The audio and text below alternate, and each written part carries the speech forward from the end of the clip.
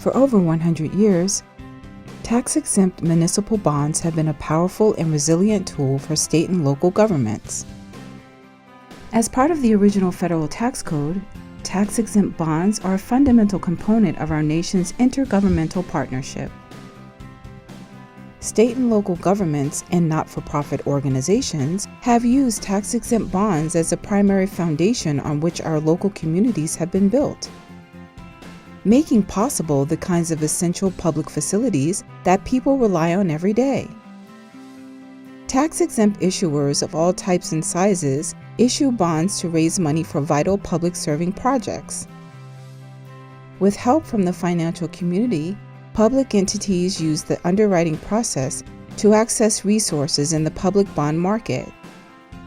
This process has been around for decades and can fund large projects by helping to match investors to the tax-exempt issuers in need of capital. Underwriting a tax-exempt bond issue requires a finance team that deals with the necessary paperwork, assists in pricing the bonds, and builds investor interest. Although an established process, underwriting bonds issued to the market can be costly and time-consuming, especially for tax-exempt issuers who only need to raise relatively small amounts of capital. For smaller communities, this process doesn't always make sense. This is why, while bypassing traditional processes, banks are allowed to purchase tax-exempt bonds directly from comparatively smaller borrowers. Banks purchasing directly from borrowers makes more capital readily available to municipalities and strengthens their relationships with local banks.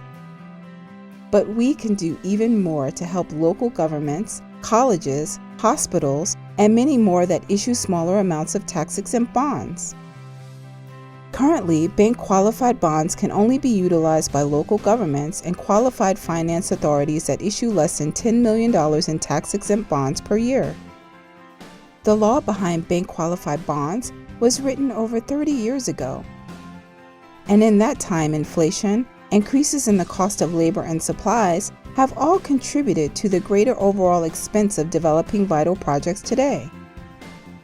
The municipal bond market community is urging Congress to account for changes that have occurred over the past 30 years. Lawmakers can do this by increasing small issuer exception limits from $10 million to $30 million per year and placing it at the borrower level. And by having this limit automatically adjust for inflation, we can ensure a lasting policy solution. Lowering transactions costs while increasing access to capital will encourage local governments to invest in themselves, leading to a better quality of life and a more vibrant economy for communities everywhere. Remember, bonds build America. Let's modernize the tax code to make their jobs easier.